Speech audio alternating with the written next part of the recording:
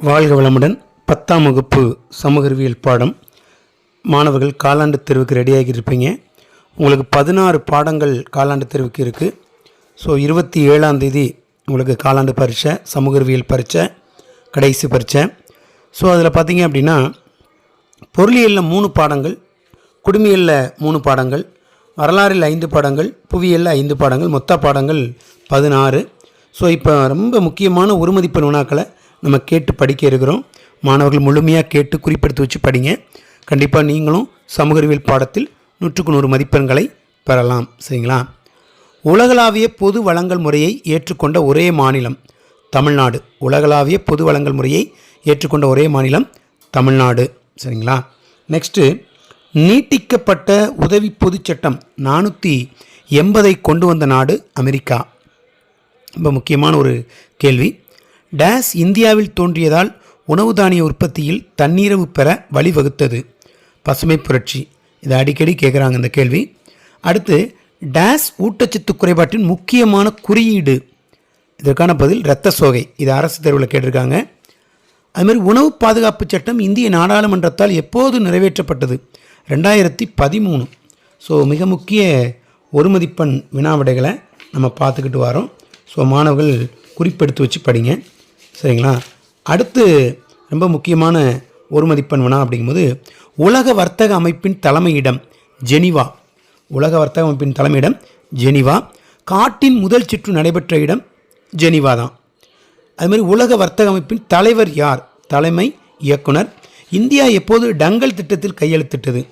1994. 1632 ஆங்கிலேயர்களுக்கு கோல்டன் பயர்மன் வழங்கியவர் யார்?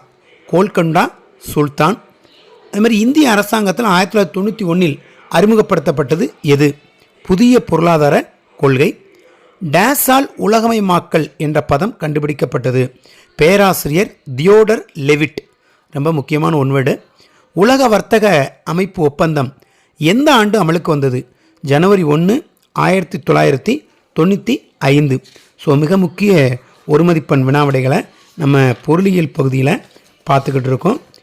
ஸோ அடுத்து பார்த்தீங்க அப்படின்னா, இந்த பொருளியல் பகுதியிலேயும் ஃபஸ்ட் லெசனில் முதன்மைத்துறை எதனை உள்ளடக்கியது? வேளாண்மை. வேளாண்மை துறை உள்ளடக்கியது. இந்தியாவில் சராசரி ஆயுட்காலம் எத்தனை ஆண்டுகள்? 65 ஆண்டுகள். ரொம்ப ரொம்ப முக்கியமான கேள்வி. அதுமாதிரி இந்தியாவில் டேஸ் துறை முதன்மைத்துறை? வேளாண்மை துறை. இது அடிக்கடி கேட்குறாங்க. 2ஆம் துறையை எவ்வாறு அழைக்கலாம்? தொழில்துறை அப்படின்னு சொல்கிறாங்க. டேஸ் மக்களின் வாழ்க்கை தரத்தை உணர்த்தும் ஒரு கருவி? தலா வருமானம். ஸோ மாணவர்களே, பொருளியல் பகுதியில் மிக முக்கிய ஒரு மதிப்பெண் வினாவிடைகளை நம்ம பார்த்துட்டோம். அடுத்து பார்த்தீங்க அப்படின்னா குடிமையல் பகுதியில் 3 பாடம். அதில் இந்திய அரசியலமைப்பின் முகவுரை எத்தனை முறை திருத்தப்பட்டது? 1 முறை. அதுமாதிரி ஃபஸ்ட்டு ஒன்வேர்டு பார்த்தீங்க அப்படின்னா, கீழ்காணும் வரிசையில் முகவுரை பற்றிய சரியான கருத்து எது அப்படிங்கிறது கேட்காங்க. இது நிறைய மாணவர்கள் தவறாக எழுதுறீங்க. இறையாண்மை, சமதர்ம, சமயச்சார்பற்ற ஜனநாயக குடியரசு. இதான் சரியான பதில். இறையாண்மை, சமதர்ம, சமயச்சார்பற்ற ஜனநாயக குடியரசு. நல்லா ஞாபகத்தில் வச்சுக்கோங்க. அடுத்து, ஒரு வெளிநாட்டவர் கீழ்காணும் எதன் மூலம் இந்திய குடியுரிமை பெற முடியும்? மேற்கண்ட அனைத்தும், அதாவது வம்சாவளி, பதிவு, இயல்புரிமை எல்லாத்து மூலியமும் பெறலாம். அடுத்து பார்த்திங்க அப்படின்னா, அடிப்படை உரிமைகளை நிறுத்தி வைக்க அதாவது அடிப்படை உரிமைகள் எவ்வாறு நிறுத்தி வைக்கப்பட முடியும் அப்படின்னா, தேசிய அவசர நிலையின் போது குடியரசுத் தலைவருடைய ஆணையினால் தான் நிறுத்தி வைக்க முடியும். நமது அடிப்படை கடமைகளை யாரிடமிருந்து பெற்றோம்? ரஷ்யா அரசியலமைப்பு. எந்த பிரிவின் கீழ் நிதிநிலை அவசர நிலையை அறிவிக்க முடியும்? சட்டப்பிரிவு 360. அடிக்கடி இது கேட்டிருக்காங்க. இந்திய குடிமக்களுக்கு அடிப்படை கடமைகள் எந்த பிரிவின் கீழ் வழங்கப்பட்டுள்ளன? 51A. ரொம்ப முக்கியமான ஒரு கேள்வி இது. அடுத்து, முதலில் அரசியலமைப்பு என்னும் கொள்கை எங்கு தோன்றியது? அமெரிக்க ஐக்கிய நாடு. சரிங்களா? அதே மாதிரி இந்திய அரசியலமைப்பு ஏற்றுக்கொள்ளப்பட்ட நாள் மற்றும் ஆண்டு? 1949 நவம்பர் 26 ஏற்றுக்கொள்ளப்பட்டது. நடைமுறைக்கு வந்தது 1950 ஜனவரி 26. ரெண்டையும் போட்டு கன்ஃபியூஸ் பண்ணிடக்கூடாது. சரிங்களா? ஸோ அடுத்து பார்த்தீங்க அப்படின்னா குடிமையல்ல நடுவண் அரசின் அரசியலமைப்பு தலைவர் குடியரசுத் தலைவர்.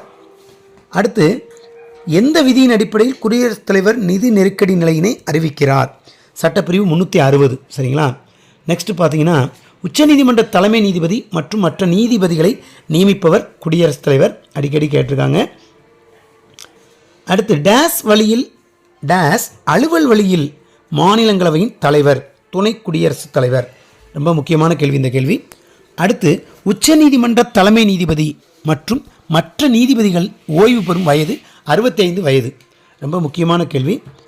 இந்திய அரசியலமைப்பு சட்டத்தின் பாதுகாவலன் டேஸ் ஆகும் உச்சநீதிமன்றம். இந்திய அரசியலமைப்பு சட்டத்தின் பாதுகாவலன் உச்சநீதிமன்றம். நிதி மசோதா குடியரசுத் தலைவரின் ஒப்புதலின்றி நாடாளுமன்றத்தில் அறிமுகப்படுத்த முடியாது. டேஸ் மசோதா குடியரசுத் தலைவரின் ஒப்புதலின்றி நாடாளுமன்றத்தில் அறிமுகப்படுத்த முடியாது. இதற்கான பதில் நிதி. சரிங்களா? ஸோ ரொம்ப முக்கியமான கேள்விகளை குடிமையியல் பகுதியிலேருந்து பார்த்துக்கிட்டு இருக்கோம். அடுத்து மாநில ஆளுநரை நியமிப்பவர் குடியரசுத் தலைவர். ஆங்கிலோ இந்தியன் வகுப்பினரிலிருந்து ஒரு பிரதிநிதியை சட்டமன்றத்துக்கு யார் நியமிக்கிறார்னா சட்டமன்றத்துக்கு நியமிப்பது ஆளுநர். சரிங்களா? ரொம்ப கவனமாக எழுதணும். ஆளுநருடைய பதவிக்காலம் அப்படிங்கும்போது 5 ஆண்டுகள். மேலவை உறுப்பினராவதற்கு குறைந்தபட்ச வயது 30 வயது. மேலவை அப்படிங்கிறது ராஜ்யசபை, அதுக்கு குறைந்தபட்ச வயது அது போட்டியிட 30 வயது. மாநில அமைச்சரவையின் தலைவர் முதலமைச்சர். ரொம்ப முக்கியமான ஒரு கேள்வி. இந்தியாவில் முதலில் உயர்நீதிமன்றங்கள் தொடங்கப்பட்ட இடங்கள் கொல்கத்தா, மும்பை, சென்னை. சரிங்களா? முக்கியமான கேள்விகளை பார்த்துக்கிட்டு இருக்கோம். ஆளுநர் தனது ராஜினாமா கடிதத்தை யார்கிட்ட கொடுப்பார் அப்படின்னா குடியரசுத் தலைவர்கிட்ட தான் கொடுப்பாரு. அடுத்து டேஸ் மாநிலங்களில் உள்ள பல்கலைக்கழகங்களின் வேந்தராக செயல்படுகிறார் ஆளுநர்.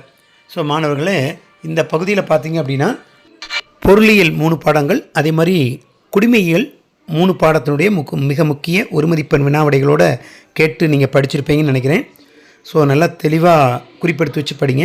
அதே மாதிரி கரண்ட் நடப்பு நிகழ்வுகளையும் படிச்சுக்கோங்க. சரிங்களா? தமிழகத்தின் முதல் பெண் ஆளுநர் பாத்திமா பிபி. இந்திய அரசியலமைப்பு டேஸ் அரசாங்கத்தை வழங்குகிறது கூட்டாட்சி அரசாங்கத்தை. இது கடந்த ஆண்டு கோடிட்ட இடத்துல கேட்ட கேள்வி. இந்திய அரசியலமைப்பு டேஸ் அரசாங்கத்தை வழங்குகிறது கூட்டாட்சி அரசாங்கத்தை. ஸோ மாணவர்களே, இது மாதிரி குறிப்பெடுத்து வச்சு படிங்க. நம்முடைய சேனலை கண்டினியூவாக பாருங்கள்.